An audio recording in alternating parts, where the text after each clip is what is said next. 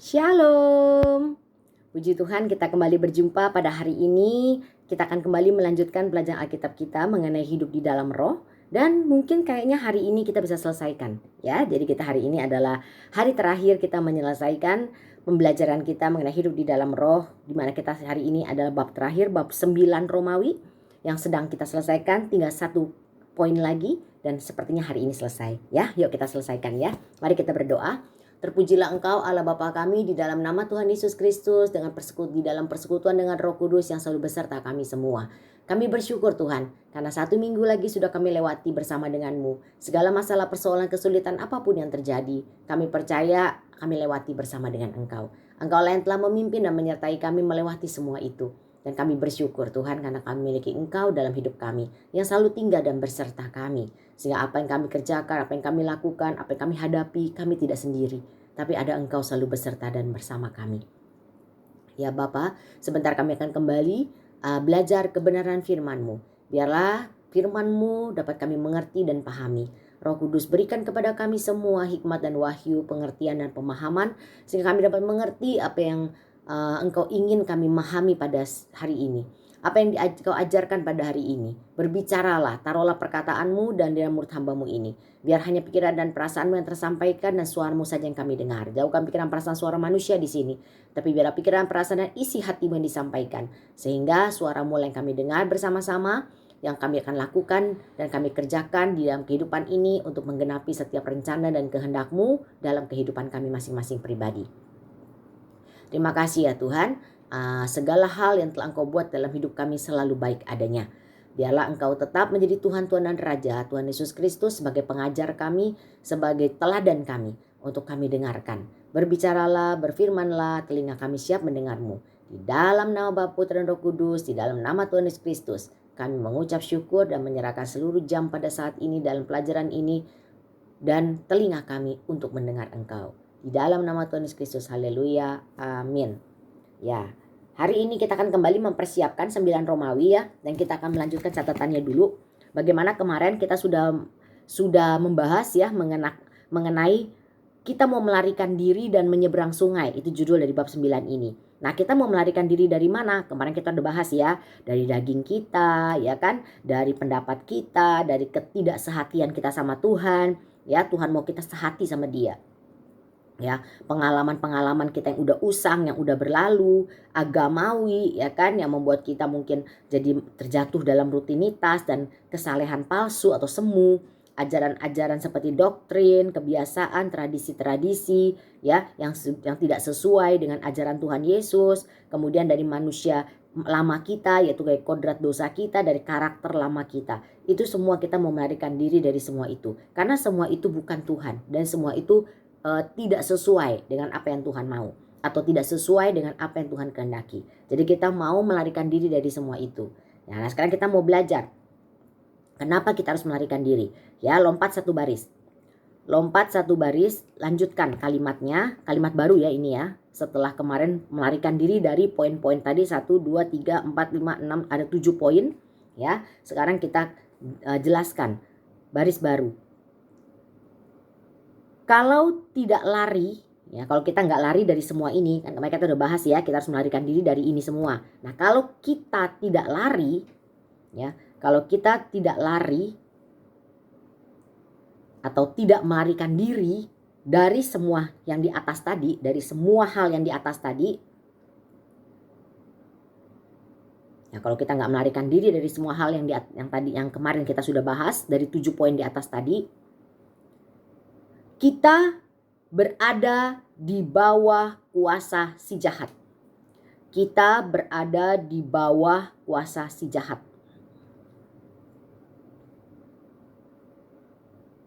Ya, titik baris baru. Berlari dikasih di antara tanda kutip kata kalimat atau bukan kalimat, kata berarti ya. Kata berlari. Kata berlarinya dikasih di antara tanda kutip.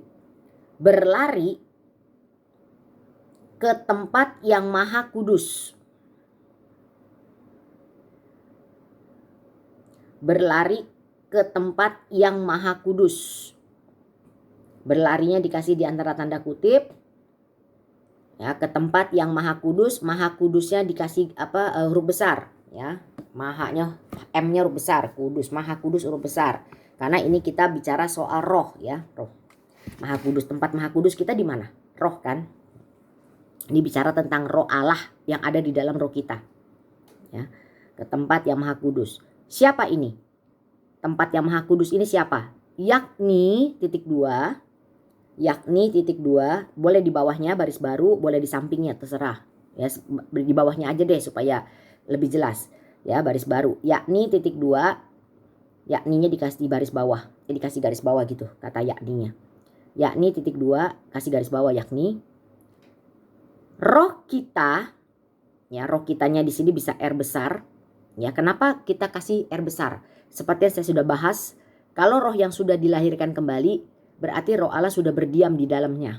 Maka kita R jadi R besar, karena roh kita udah menyatu, ya udah berbaur dengan roh Allah. Jadi kita kasih R besar aja, ya untuk menunjukkan bahwa itu bukan roh kita yang lama, itu roh kita yang sudah dilahirkan kembali, yang sudah ada roh Allah di dalamnya, yang sudah tinggal yang sudah menjadi satu dan berbaur dengan roh Allah. Ya, R besar ya. Roh kita yang sudah dilahirkan kembali. Roh kita yang sudah dilahirkan kembali. Koma. Berlari ke hadirat Allah langsung. Berlari ke hadirat Allah langsung. Ya, berlari ke hadirat Allah. Allahnya huruf besar udah pasti ya. Berlari ke hadirat Allah langsung bersentuhan dengan Allah. Langsung bersentuhan dengan Allah. Koma. Allahnya huruf besar semua pasti deh ya. A-nya pasti huruf besar udah tahu ya. Langsung bersentuhan dengan Allah, koma. Maka kita dengan Allah bersama-sama di tempat maha kudus. Maka kita dengan Allah bersama-sama di tempat maha kudus. Maha kudusnya huruf besar juga tetap. Mahanya M-nya, kudusnya K-nya huruf besar ya. Ya, Kak, roh kita dan roh Allah yang sudah bersatu dan berbaur itu adalah tempat maha kudus. Kalau kita berlari ke sini, kita mengandalkan roh ini, kita selalu hidup di dalam roh ini, maka kita ada di dalam hadiratnya. Berarti kita selalu bersentuhan dengan Allah langsung. Kita berkontaknya di sini, ya, dengan Allah. Jadi Allahnya udah nggak di luar. Kalau orang-orang agama lain mencari Allah di luar, jadi mereka nyembah Allah di luar. Kalau kita enggak, kita nyembah Allah yang ada di dalam kita. Jadi semua kita pada saat kita nyanyi, kita doa, kita nyembah, itu semuanya berkontak dengan Allah yang di dalam. Langsung ke ruang maha kudus, langsung ke tempat maha kudus. Jadi kita langsung berkontak dengan Allah di situ, bersentuhan dengan Allah langsung di batinnya kita, ya, di roh kita itu. Ya, maka ketika kita nyembah, kita hidup dalam roh, kita mengucap syukur, kita menyeru nama Tuhan, kita perkatakan firman, ketika kita berdoa memuji menyembah Dia, itu semuanya kita di situ, kita berarti kita lagi sama Allah, ada di tempat maha kudus. Itu artinya. Ya, makanya kita harus lari. Jangan kita nggak lari. Kalau kita nggak lari, kita masih di daging, kita masih hidup dalam daging, kita masih hidup dengan pendapat kita sendiri, kita masih tidak sehati dengan Allah. Ya, nggak bisa sehati, nggak sepikiran, nggak seperasaan sama Dia. Kita sama kita, Dia sama Dia gitu ya.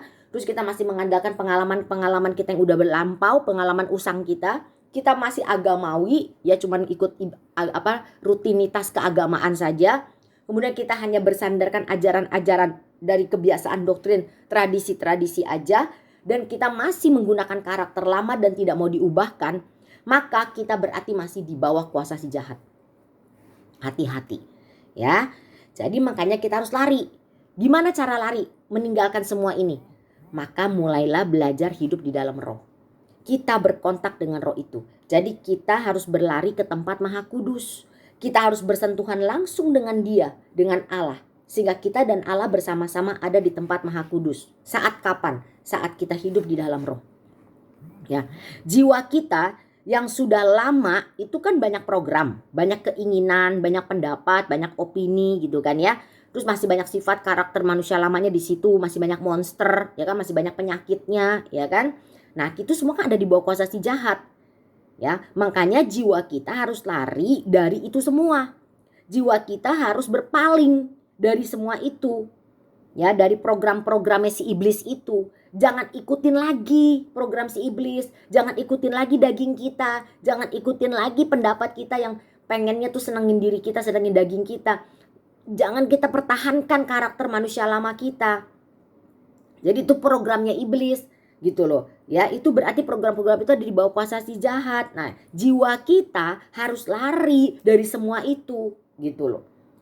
Ya, dengan cara hidup dalam roh. Terus palingkan jiwa kita untuk nyatu sama roh itu. Nah, kalau kita lagi ada masalah, mungkin kita akan terus menyeru Tuhan. Tapi kalau kita lagi nggak ada masalah, itu kan suka kadang-kadang lupa. Makanya tiap hari ya punya waktu untuk dengar firman. Pagi hari berkontak sama dia sebelum kita ngapa-ngapain. Siang hari saat istirahat kita juga tetap. Orang agama seberang aja tuh 5 waktu loh. Ya, kita nggak perlu pakai 5 waktu. Kita setiap saat nggak ada waktunya. Tapi paling enggak, ayo rest, istirahat sebentar ya di waktu yang kita bisa persembahkan buat Tuhan. Pagi hari sebelum aku melakukan aktivitas, aku mau bangun pagi, mau ketemu Tuhan dulu. 10 menit ke 15 menit, pokoknya kontak dulu sama Tuhan, ketemu Tuhan dulu. Kalau bisa setengah jam, 1 jam, puji Tuhan. Habis itu pada saat kita udah kerja, kan kita kerjakan sama Tuhan, kita tahu kita kerja sama Tuhan. Tapi kan tetap yang kita melakukan kegiatan, aktivitas daging kita kan, nih tubuh kita nih, ya kan. Walaupun kita tahu kita lagi dalam keadaan kerja pun kita kerja sama Tuhan memang. Tapi kita tetap mau punya waktu dong, misalnya lagi istirahat, daripada kita ngobrol gak karuan, kita nonton film yang gak karuan, mendingan kita masuk ke dapur atau ke ruang istirahat, ya kan. Kita punya, pastikan di setiap kantor punya ruang istirahat kan. Dulu saya punya. Jadi ada ruang istirahat, duduk di situ, dengerin pakai earphone renungan. Kan siang saya sudah selalu saya kirim juga, ada renungan, ada kata-kata quote yang bisa dibaca, direnungkan, baca Alkitab yang harian, ya kan. Alkitab harian kan satu hari selalu ada dua pasal begitu ya, sambil kita makan siang. Jadi sambil kita juga makan siang kan paling cuma 15 menit, maksudnya makan siang lama-lama nggak mungkin kan. Makan siang cepat pasti, habis makan siang udah kita istirahatnya caranya begitu. Kita dengerin rest lagi dengan berkontak lagi sama Tuhan. Sambil dengan renungan itu dan sebagainya. Apalagi kalau yang di rumah, yang ibu rumah tangga nggak kerja, kan lebih banyak waktu berarti. Ya, makanya jangan kelayapan terus gitu loh. Atur waktunya supaya ada waktu untuk kontak sama Tuhan dulu. Habis itu masih mau pergi lagi ya silakan, kalau masih ada kerjaan lain, masih ada urusan yang lain. Ya, jadi kita selalu meluangkan atau memberikan waktu supaya jiwa kita terus menghadap kepada Dia. Jadi kita hidup dalam roh, sadari kalau Kristus itu ada di dalam kita. Dan tindakannya adalah mengucap syukur, menyembah nama Tuhan, perkatakan firman, itu kan kehidupan kita setiap hari. Ya kan, tapi waktu kita udah terima perkataan Tuhan itu, saat ada masalah, ada problem, dilakukan firman itu yang sudah kita mengerti. Kita praktekin, kita kenakan, karena itu ujiannya lewat peristiwa hidup. Kalau enggak ada ujian dong. Nah, Tuhan kasih ujiannya lewat apa? Lewat peristiwa kehidupan. Dengan peristiwa kehidupan itu pengaturan dari Roh Kudus yang membuat kita praktekin. Ayo hidup dalam rohnya dipraktekin. Jangan cuma teori doang. Oh, tiap hari udah ngucap syukur kok, udah nyeru nama Tuhan kok, udah perkatakan firman kok. Tapi itu kan teorinya, kamu lakukan. Ya kan? Latihan itu. Doa grace dan sebagainya, doa kunci dan sebagainya. Tapi waktu kita hadapin permasalahan, kita suka lupa. Nah, waktu menghadapi masalah itu ujiannya. Apa yang kamu selama ini udah serap, itu diuji di situ. Ya. Penyerapannya udah sampai mana? Seharusnya udah meresap dalam jiwa. Jadi kita waktu ada masalah nggak lagi ngomel-ngomel, nggak lagi sungut-sungut, nggak lagi curiga, nggak langsung cari kambing hitam, nggak langsung nyalahin orang. Kita ucap syukur nomor 1. Karena semua itu adalah Tuhan lagi berarti lagi garap kita. Kita ngerti. Jadi kita ngucap syukur. Terus kita serukan nama Dia. Waktu kita ternyata waktu saat kejadian itu kita lagi sesek, ya kan? Terus untuk mengingatkan diri kita, aku gak sendiri, aku sama Tuhan. Waktu masalah itu ada, aku percaya Tuhan, Engkau ada di dalam aku. Menyadarkan diri kita. Kemudian apa firman-Nya mengenai peristiwa ini yang Tuhan kasih dalam hati kita untuk kita pegang, untuk kita perkatakan, ya. Misalnya pada saat kita langsung kayak orang lagi disakiti, misalnya langsung kita dengar berita kita lagi digosipin, lagi difitnah, lagi dijelekin, atau kita dengar orang memberikan perkataan yang jahat, yang menusuk hati kita. Langsung kita harus ingat, oh Tuhan, aku mau tutup telingaku dari suara manusia, aku cuma mendengar suara-Mu. Biarlah dia berkata-kata seperti itu karena dia tidak mengerti apa yang sedang dia katakan. Bahwa apa yang dia katakan itu semua salah dan tidak sesuai. Ya, kalau kamu gak ada waktu untuk membenarkan diri, untuk memberi alasan atau untuk menjawab, lebih baik kamu diam. berkata-kata sama Tuhan. Tapi kalau kamu bisa diberi kesempatan untuk menjelaskan, kamu jelaskan. Tapi kalau kamu tidak bisa menjelaskan dan dia gak mau mendengar penjelasan kamu diam. Kamu bicara sama Tuhan. Aku gak tahu mesti ngomong apa lagi Tuhan, tapi Tuhan yang tahu kebenarannya. Jadi biar Tuhan aja yang jelasin. Ya, aku tetap ampuni dia. Karena Engkau berkata aku harus mengampuni orang yang menganiaya, orang yang menyakiti aku. Aku mengampuni dia. Kamu sebut namanya. Kamu maafkan dia. Jadi itu firman-Nya, firman yang sudah selama ini kamu baca, yang sudah selama ini kamu mengerti, itu diuji artinya di dalam masalah itu. Ya, di situ kita bersentuhan sama Tuhan dan kita ada bersama-sama Tuhan di ruang Maha Kudusnya. Jadi kita menghadap jiwa kita kepada Roh. Kita hadepin jiwa kita sama Roh. Kita hadepin jiwa kita sama firman-Nya. Gitu loh. Gak ngelihat di luar, keadaan di luar yang sedang menyakiti, yang sedang menekan kita itu. Nah, itulah latihannya yang membuat kita bisa lari dari bawah kuasa si jahat. Kalau kamu ladenin omongan itu, kamu terpancing marah, emosi, kamu balas marah, kamu balas terus kamu dendam, kamu pahit hati. Nah, kamu berada di bawah kuasa si jahat. Makanya kamu harus lari dari semua itu. Palingkanlah jiwamu kepada Roh itu. Palingkan jiwamu kepada firman-Nya. Supaya kita ingetin diri kita. Tuhan di dalam aku. Aku tidak sendiri. Tuhan bersama aku. Firman-Nya berkata aku harus mengampuni. Aku ampuni dia. Itu kan kita berpaling. Kita lagi malingin jiwa kita ke Roh. Kepada firman. Bukan kepada keadaan di luar. Ya, itu caranya. Nah, sekarang lompat satu baris. Poin ini yang terakhir. Poin tanda seru. Ya, poin daripada E9 Romawi ini jadi poinnya apa? Ya, poinnya tanda seru garis bawah. Tanda pagar pertama. Tanda pagar yang pertama, menyeberang sungai, titik 2 garis bawah semua. Menyeberang sungai, titik 2 kasih garis bawah semua. Nah, apa yang harus diseberangi artinya? Nah, ini kembali lagi, ini cuma mengulang ya. Kita udah bahas yang kemarin, ini kan kesimpulan, namanya poin dan kesimpulan. Kita ulangi aja, gak apa-apa ya. Menyeberang sungai, titik 2, apa yang harus kita seberangi? Yang harus kita seberangi adalah yang pertama, strip minus pertama, daging. Ya, jadi kita gak boleh lagi hidup dalam daging. Ya, kita ini udah ditebus, kita ini jadi miliknya Tuhan. Kalau kita udah ditebus jadi milik Tuhan, kita orang berhutang. Tapi tidak, yaitu hutangnya apa? Kalau Rasul Paulus bilang apa di kitab Roma? Kita orang berhutang yang tidak hidup menurut daging, tapi hidup menurut roh. Jadi kita tuh berhutang sama Tuhan, ya, karena kita udah ditebus. Cara bayarnya istilahnya, ya, karena kita udah ditebus, cara bayarnya, respon kita adalah kita mau hidup di dalam roh, bukan hidup di dalam daging. Itu orang berhutang tuh harus hidup dalam roh, bukan hidup dalam daging. Ya, jadi itulah orang berhutang. Jadi harus nyebrang sungai, apa yang diseberangi? Daging. Itu harus diseberang, daging. Terus strip minus kedua, pengetahuan. Ya, strip minus kedua, pengetahuan.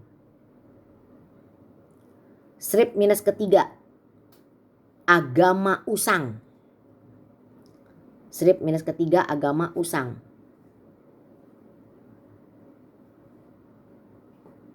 Strip minus keempat, cara-cara manusia. Strip minus keempat, cara-cara manusia. Ini yang harus diseberangi. Ya, ini yang harus diseberangi. Jadi kita harus nyeberangin dari daging kita. Kita harus menyeberanginya. Kita nggak lagi hidup dalam daging, tapi kita harus hidup dalam roh. Ya.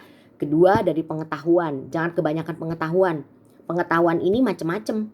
Termasuk pengetahuan teori-teori, ajaran-ajaran, doktrin-doktrin, itu juga pengetahuan kalau itu tidak mengubah hidup kita. Ya, firman yang benar adalah yang mengubah kita untuk menjadi serupa dengan Kristus. Kalau firman itu tidak mengubah kita, hanya menambah otak pengetahuan kita, itu namanya pengetahuan.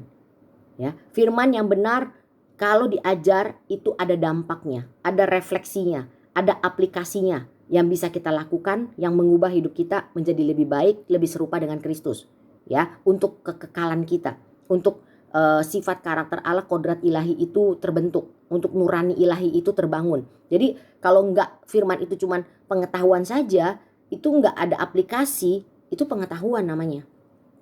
Ya, apalagi pengetahuan tentang apa? Filosofi, filsafat, apalagi kayak gitu. Ya, jangan. Ya, itu harus diseberangi. Ya, pengetahuan. Terus agama usang. Agama usang ini artinya kalau kita terjatuh ke agamawi, kan udah kemarin udah dibahas. Ya, bagaimana kita jadi Kristen agamawi. Ya ibadah aja yang penting gua. Tapi sehari-harinya hidupnya masih wajar, masih hidup wajar seperti orang biasanya pada umumnya. Sama seperti orang hidup orang dunia. Gak bisa. Ya, itu agama usang. Ya, Kristen agamawi itu. Ya, jadi nggak mau kita nggak jadi punya agama usang, ya, Kristen agamawi.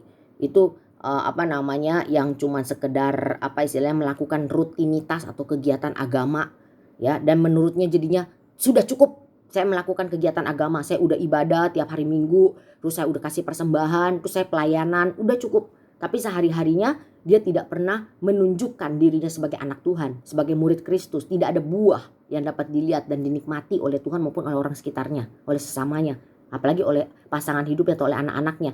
Ya sama aja bohong. Ya, itu namanya agama usang, itu namanya agamawi doang. Ya. Terus yang keempat, cara-cara manusia. Cara-cara manusia ini adalah banyak cara manusia. Kasih sembako. Bukannya nggak boleh, boleh. Kalau nggak Tuhan nggak suruh, tapi jangan. Ya pakai cara-cara manusia. Yuk kita pakai program ini. Laki-laki sejati, wanita bijaksana dan sebagainya. Boleh, itu sebenarnya boleh aja kalau Tuhan suruh. Dan kalau itu mengubah manusia nggak apa-apa, itu baik, itu berarti firman yang baik, bisa mengubah manusia. Tapi masalahnya itu cuma program. Kalau cuma program dijalanin hanya untuk dapat duit, ya kan, dari situ dapat duit misalnya, atau supaya orang makin banyak, followernya makin banyak, jemaatnya makin banyak, ya, makin berkembang. Jadi kan motifnya itu seperti itu. Enggak, tetap itu pakai cara manusia artinya. Jangan pakai cara manusia, cara Tuhan.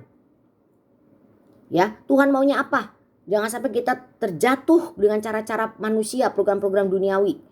Ya, makanya ini cuma Tuhan yang bisa menilai, dan kita nggak bisa menghakimi orang ya. Kalau orang udah bikin acara itu, oh tuh orang berarti begini, kita nggak boleh menghakimi. Itu urusan mereka, motif mereka yang tahu cuma Tuhan, dan cuma Tuhan yang bisa menghakimi dan mengoreksi kalau salah. Tapi yang penting diri kita, nggak usah lihat orang lain. Jangan sampai kita salah. Makanya kita harus sadar, ya, Tuhan maunya apa, itu yang kita lakukan. Jangan pakai cara kita sendiri, jangan pakai mau-maunya kita sendiri. Ya, cara-cara manusia nggak boleh. Ikut cara Tuhan. Makanya saya nggak berani, ya, pakai dari dulu, dari orang tua rohani saya juga nggak pernah pakai program ini program itu, nggak ada. Kalau Tuhan nggak suruh, nggak. Kecuali kalau Tuhan yang suruh, pasti ada konfirmasinya. Entah itu taruh di hati saya, entah taruh di hati orang yang memangnya harus dilayani, ya. Tiba-tiba ada apa gitu yang membuat kita harus melakukan itu, baru kita lakukan, ya, bukan mau-maunya kita jadinya. Nah itu, jadi kita cuma menyeberangi sungai, itu menyeberangi ini semua. Jadi ini kita nggak boleh, ini semua kita nggak boleh lakukan, ini semua kita harus tinggalkan, ya. Kita melarikan diri dari semua ini, jangan kita lakukan lagi, ya. Dan kita harus menyeberangnya kemana? Setelah kita melarikan diri dari sini, kita menyeberangi sungai ini sungai-sungai yang nggak benar ini, ya. Sungai manusia lama kita, sungai dari agama usang, sungai dari pengetahuan, sungai dari daging kita. Kita menyeberang, kita mau kemana sekarang? Ya, kita nyebrangnya kemana? Nah ini, lompat satu baris, pagar kedua. Ya, pagar kedua, menyeberang ke Kanaan. Menyeberang ke Kanaan. Kanaannya dikasih di antara tanda kutip. Ya, kata Kanaannya. Kanaan dikasih di antara tanda kutip. Menyeberang ke Kanaan. Titik 2, kasih garis bawah semuanya. Titik 2, kasih garis bawah semua. Nah, apa yang dimaksud dengan Kanaan di sini? Ini kan cuma istilah, ya, pasti ada artinya dong, ya. Kanaan ini maksudnya adalah, ya, ayo baris bawahnya garis baru, ya. Strip minus pertama, ada 4 poin juga. Strip minus pertama, Kristus. Ya, yang disebutkan Kanaan tuh Kristus. Strip minus kedua, tempat perhentian. Ya, rest artinya, tempat perhentian. Strip minus ketiga, bait suci Allah. Bait suci Allah. Strip minus keempat, tempat kediaman Allah. Tempat kediaman Allah. Nah, inilah keempat tempat yang disebut Kanaan adalah tempat yang kita tuju. Ya, ini yang kita tuju. Ini tujuan kita. Ini pelabuhan terakhir kita. Ini pelabuhan kita. Jadi kita harus menyeberang dari yang namanya daging kita harus mengarah kepada Kristus. Artinya kita harus mengerti apa yang menjadi pikiran dan perasaan Kristus. Kita harus menjadi satu dengan pikiran dan perasaan Kristus. Kita tundukkan pikiran perasaan kita yang daging tadi kepada pikiran dan perasaan Kristus. Jadi Kristus harus kita kenakan. Apa yang Kristus lakukan kita lakukan. Apa yang Kristus tidak lakukan jangan kita lakukan. Kristus itu adalah yang artinya diurapi. Bukan artinya kita bukan jadi Yesus dengan jubah yang panjang, dengan dan keyahudiannya, enggak. Tapi kita harus lihat cara hidupnya, prinsip hidupnya, filosofi hidupnya, pikirannya, perasaannya, sifatnya, karakternya, belas kasihannya, bagaimana dia memperlakukan manusia, bagaimana dia memperlakukan sesamanya, ya, bagaimana dia mengajar. Itu semua kita kan belajar semua sifat-sifatnya. Nah, itu yang menjadi contoh kita, teladan kita. Nah, kita harus menyeberang ke situ, kita harus mengenakan itu. Jadi jangan pakai daging kita, tapi kita pakai Kristus. Biarkan Roh Kudus membagi apa yang ada pada Kristus ke dalam jiwa kita, yaitu sifat, karakter, dan sebagainya. Jadi kita harus buka hati kita untuk mau digarap, supaya kita jadi satu dengan Kristus. Apa yang ada pada Kristus harus ada pada kita, supaya wajah Kristus ada dalam jiwa batiniah kita. Itu yang membuat kita nanti dikenal waktu kita menghadap Dia. Makanya kalau selama kita hidup kita gak mau dijadikan satu dengan Kristus, gak mau diserupakan dengan Kristus, sampai di hadapan Dia kita gak dikenal. Bahaya. Udah capek-capek di sini, ya, ternyata nggak dikenal, mau kayak gitu, ngapain? Ya, jadi perjuangan kita nggak akan sia-sia kalau perjuangan kita lakukan yaitu dengan cara serupa Kristus, bersama Kristus, di dalam Kristus, ya, dan menjadi seperti Kristus. Itu nggak akan sia-sia.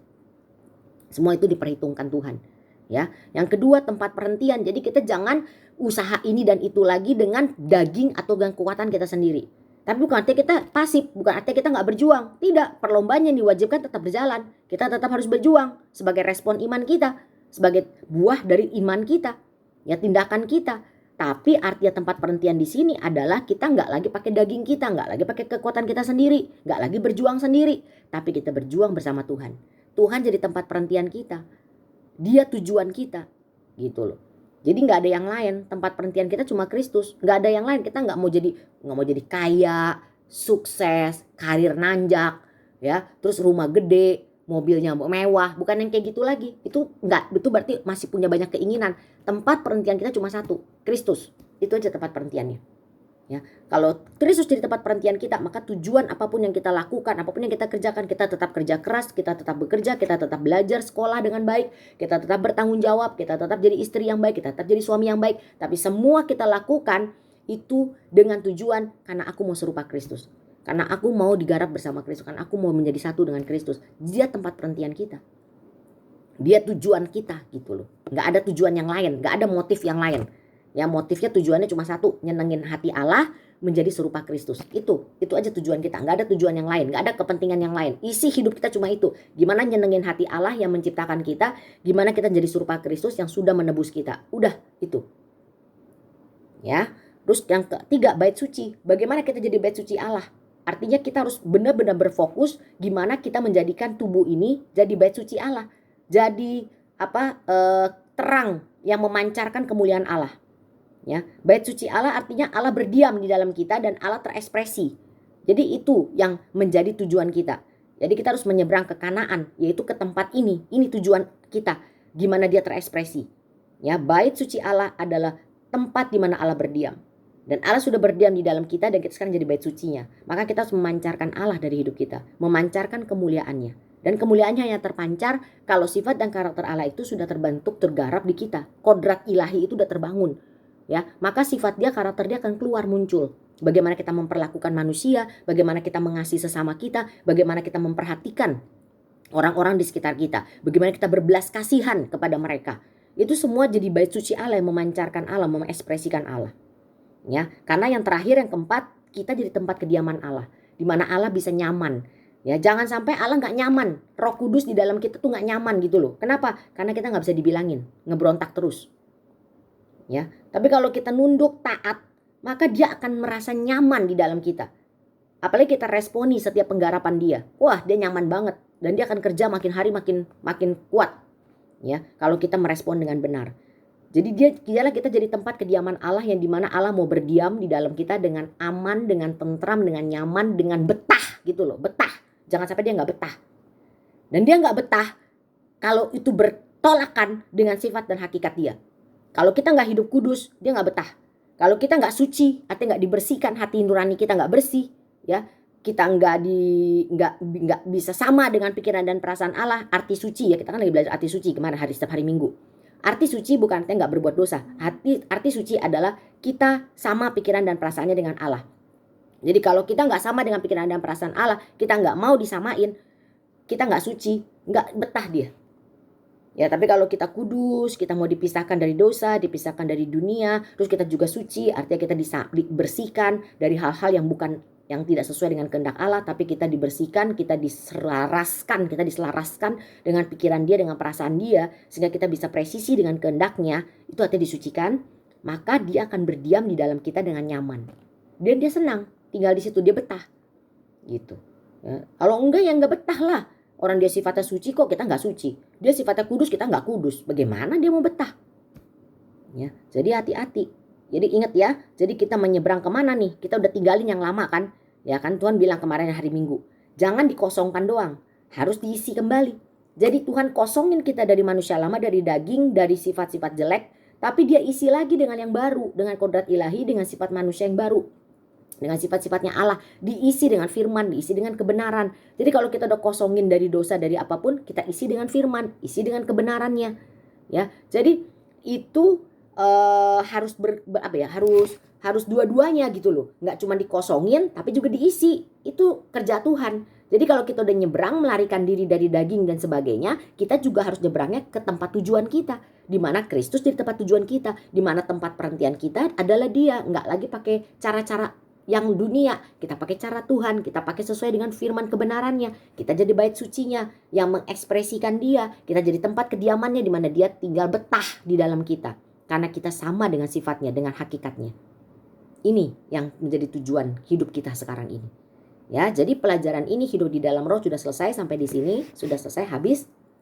Ya, pelajaran ini nggak cuma sekedar kita pelajari sebagai teori, tapi kita akan jalani ini seumur hidup kita. Ini prosesnya seumur hidup. Dalam setiap masalah, peristiwa kehidupan yang Tuhan sudah berikan dalam hidup kita sebagai pengaturannya, pengaturan Roh Kudus, maka semakin kita akan di dalam peristiwa hidup itu, masalah itu, kita menjalani hidup dalam roh sesuai dengan cara-cara yang sudah kita belajar, maka kita akan semakin dalam untuk mengenal Allah, ya, kita semakin dalam untuk mengenal Allah, dan kita semakin diserupakan dengan Kristus, dan kita akan semakin terus mengerti, peka, ya, punya nurani yang peka terhadap Roh Kudus, pimpinannya. Kita tahu yang benar, yang baik, yang berkenan, dan yang sempurna. Terus makin meningkat, mengerti kehendak Allahnya. Dan kita akan terus hidup di dalam roh itu, dipimpin oleh roh itu. Ya. Jangan kita kehilangan waktu dan kesempatan. Kita nggak tahu berapa lama umur kita, sisa umur hidup kita. Baik itu hari Tuhan untuk diri kita mati, ya, kita dead, kita tutup mata, atau hari Tuhan yang benar-benar Tuhan datang. Ya, itu semua bisa terjadi secara tiba-tiba, nggak ada yang bisa tahu. Maka jangan sampai kita kehilangan waktu dan kesempatan karena kita miss. Ya, setiap ada masalah kita masih pakai cara lama, kita pakai manusia lama kita nggak mau lari dari tadi, nggak menyeberangi sungai. Ya, kita nggak mau menyeberang ke Kanaan, kita nggak mau pakai cara Tuhan. Nah ini bahaya, ya. Dan kita nggak akan mendapatkan wajah Kristus, maka kita nggak akan dikenal nanti di sana. Ya, dalam masalah tidak pakai cara Tuhan gitu loh, yang Tuhan udah ajarin. Ya, kita udah dilatih sama Tuhan untuk hidup dalam roh. Kita udah harus pakai cara itu. Hanya dengan mengucap syukur, gak bisa yang lain. Menyeru nama Tuhan dan perkatakan firman. Artinya firman ini harus benar-benar menancap dalam diri kita. Gak cuma diomong, diperkatakan, kita tahu teorinya, kita baca, ya, kita renung-renungin, ya, percuma kalau kita gak lakukan. Jadi hidup dalam roh itu dipimpin sama roh itu. Gak cuma saat teori kita perkatakan, tapi saat kita harus praktekin, saat kita harus aplikasikan lewat peristiwa hidup yang Roh Kudus sudah aturkan. Di situ firmannya diuji. Di situ kita diuji juga. Apakah kita bisa meresponi dengan mengenakan firman itu yang sudah kita pahami lewat peristiwa itu. Jadi kita akan mengikuti apa yang Tuhan udah latih hidup dalam roh ini. Jangan pakai cara yang lain. Ya. Karena kalau kita kehilangan waktu, kehilangan kesempatan, ya, kita nggak akan mendapatkan kebaikan dari apa yang Tuhan sedang kerjakan. Padahal lewat peristiwa masalah itu, Tuhan akan lagi bekerja untuk mendatangkan kebaikan bagi kita. Tapi karena kita nggak mau dengar, kita mau tetap pertahankan dengan cara kita nggak mau nyebrang, ya, nggak mau nyebrang sungai, nggak mau menuju ke Kanaan. Kita tetap pakai cara-cara kita yang lama, tetap marah-marah, tetap mengeluh, tidak bisa bersyukur, ya, tetap dendam, tetap pahit hati, Tuhan gak bisa kerja, gak akan mendatangkan kebaikan. Ya, dan semua itu jadi sia-sia, waktunya terbuang, kesempatannya hilang, ya, dan ujungnya kebinasaan. Karena kita gak dikenal sama Tuhan. Ya, tapi kalau kita mengasihi Tuhan, kita pasti mau mengikuti apa yang Tuhan sedang kerjakan. Kita mengasihi Tuhan, maka kita percaya Dia. Kita percaya pada pribadi yang gak mungkin salah dan yang gak akan pernah salah. Jadi kita gak akan curiga sama Dia, gak akan tawar hati, apapun keadaan kita. Ya, apapun keadaan kita, Tuhan tidak tolong pun, ada lagunya kan, walaupun gunung ini gak pindah, aku tetap percaya. Ya, kita tetap percaya di tengah-tengah ketidakpercayaan. Artinya dalam keadaan-keadaan yang membuat kita sebenarnya bisa meragukan Tuhan, gak percaya, tapi kita tetap memilih untuk percaya. Itu iman yang tinggi, itu iman yang benar. Ya, itu iman yang paling tinggi, dan itulah iman yang Tuhan Yesus ingin dapatkan ketika Dia datang kembali. Apakah ada iman di bumi ini? Yaitu bukan iman yang cuma sekedar percaya Tuhan Yesus sebagai juru selamat, status, tetapi Yesus sebagai juru selamat bukan hanya status, tapi yang sudah dikenakan, sudah menjadi rema, dan sudah dipraktekkan dalam hidupnya, sehingga Yesusnya sudah jadi satu dengan Dia. Ya, inilah iman yang benar, yang walaupun tidak ditolong, walaupun tidak walaupun tidak dijawab doa kita, kita tetap percaya di tengah-tengah ketidakpercayaan, tetap percaya di tengah-tengah hal-hal yang bisa meragukan, tapi kita gak mau meragukan Dia, kita gak akan mencurigai Dia, kita mau tetap percaya kepada Dia, dan kita akan mendapatkan kebaikan dari apa yang sedang Tuhan kerjakan dalam hidup kita lewat semua peristiwa hidup yang terjadi. Amin. Ya, sudah selesai pembahasan kita mengenai hidup di dalam roh sampai di sini. Jadi untuk minggu depan ya dan selanjutnya setiap hari Rabu sudah tidak ada lagi rekaman pelajaran Alkitab. Jadi rekaman pelajaran Alkitabnya sudah tidak ada untuk setiap hari Rabu, ya saya tiadakan, dan kecuali ada hal-hal tertentu yang memang Tuhan suruh. Jadi kalau Tuhan suruh saya ngomong, mungkin ada sesuatu yang permasalahan, suatu hal yang harus saya sampaikan, pesan dari Tuhan, atau saya dapat pembelajaran apa yang Tuhan suruh saya sampaikan, baru saya buat rekamannya, ya, dan akan saya umumkan di grup. Ya, di grup kita akan saya umumkan di situ kalau memang ada uploadan yang baru, ya, rekaman yang baru. Tapi kalau misalnya tidak ada apa-apa dan Tuhan tidak suruh, kembali kita harus pakai cara Tuhan. Nggak mau cara-cara kita lagi, kita mau pakai cara Tuhan. Jadi saya mau belajar juga dengar Tuhan. Kalau Tuhan suruh saya baru lakukan, kalau Tuhan nggak suruh ya saya nggak lakukan. Ya, kalau Tuhan suruh saya sampaikan, saya sampaikan. Tapi kalau Tuhan nggak suruh saya sampaikan, ngapain saya sampaikan? Nanti jadi salah, bukan suara Tuhan, suara saya. Ya, jadi biarlah itu suara Tuhan aja. Jadi kalau Tuhan suruh baru nanti ada uploadan yang baru, ya. Tapi kalau tidak berarti nggak ada uploadan lagi. Sudah selesai pelajarannya sampai di sini, ya. Dan kita tinggal prakteknya aja. Bagaimana kita menjalani, ya, apa yang sudah diajarkan, cara ini kita pakai seumur hidup kita. Ya, sampai kalau saya nggak ada pun kalian udah dapat pelajarannya, ya. Simpan catatan ini baik-baik dan lakukan sehingga nggak pernah lupa. Kalau cuma disimpan nggak dilakukan ya lupa. Ya, tapi kalau udah dimengerti, dilakukan, gak akan pernah lupa. Kamu akan terus ingat, ya. Walaupun saya udah gak ada, saya udah duluan misalnya, kamu akan tetap ingat. Kamu akan tetap lakukan itu, ya. Karena saya cuma berharap nanti sampai di sana kita ketemu lagi bareng-bareng di sana, dan Tuhan akan tanya, kamu bisa sampai di sini dapat dari mana? Siapa yang latih kamu? Siapa yang ajar kamu? Ya, senang sekali kayak itu. Paulus berkata, engkaulah mahkotaku. Dia ngomong sama jemaat di Korintus, jemaat anak-anak rohaninya. Kalian tuh mahkotanya Paulus. Ya, mereka jemaat-jemaat tuh mahkotanya si Paulus. Buah dari apa yang Paulus sudah lakukan. Nah, itu yang saya juga berharapnya. Kalian adalah mahkota saya. Ya, jadi buah saya yang nanti saya bawa sampai kepada kekekalan, sampai di hadapan Tuhan. Bahwa apa yang sudah diajarkan itu membawa keselamatan bagi jiwa kalian. Kalian bisa selamat, kalian bisa dikenal, ya, karena kalian menggunakan cara Tuhan, kalian hidup bersama Tuhan, hidup menyatu dengan Kristus. Betul mau diubahkan dari hari ke hari supaya kita sama-sama seperti Kristus. Jadi ketika kita nanti menghadap Tuhan, Tuhan kenal kita semua. Dan kita semua dijadikan sebagai hamba yang baik dan setia untuk mengikuti kebahagiaan, bisa mengikuti kebahagiaan bersama dengan Tuhan dan Raja kita, Tuhan Yesus Kristus, ya. Oke, sampai di sini nanti kita akan lanjutkan jikalau ada yang harus saya berikan, ya, yang Tuhan suruh untuk saya berikan. Sampai ketemu lagi, dan tapi bukan arti selesai pelajarannya ya. Pelajaran kehidupan kan terus berlangsung ya kan. Sekarang tinggal aplikasinya. Kalian bagaimana mengaplikasikannya, bagaimana kalian mengenakannya dan menjalaninya ya. Terus kita akan tetap belajar terus setiap harinya lewat apa? Lewat renungan.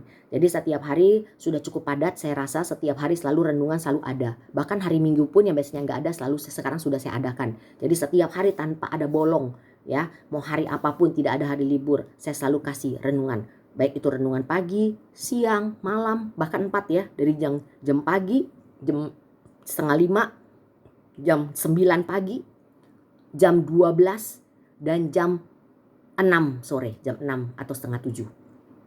Ya, itu 4.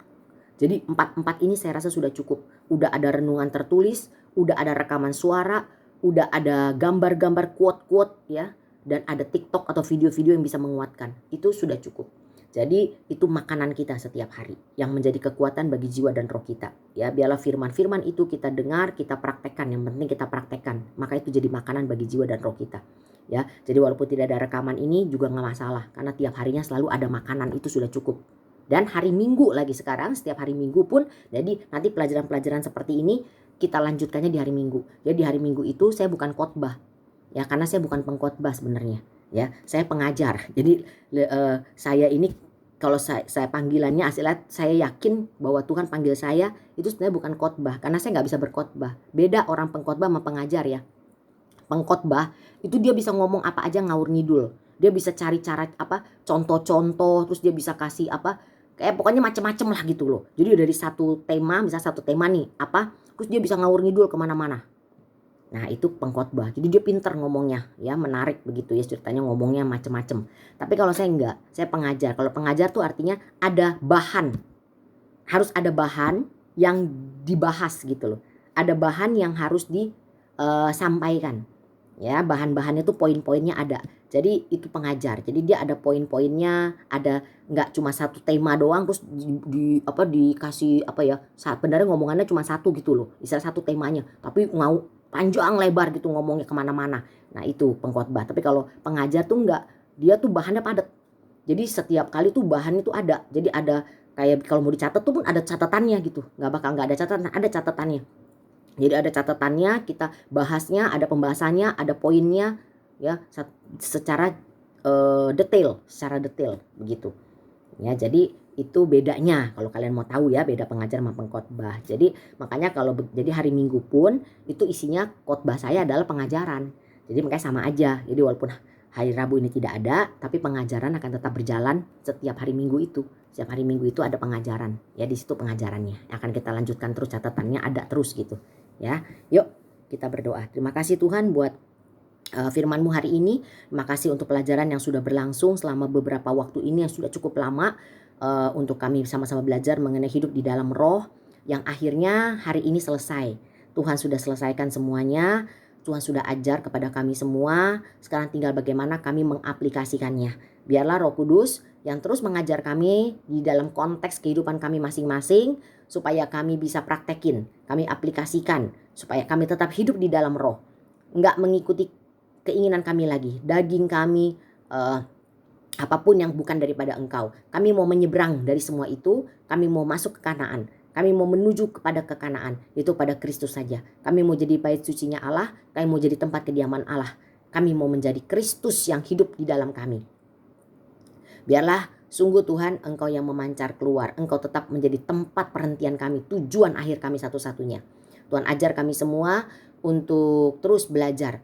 Enggak selesai pembelajarannya. Pelajaran bahannya sudah selesai, tapi untuk pembelajaran pengalaman hidup tidak pernah selesai. Sampai seumur hidup kami, sampai kami pulang kepadamu.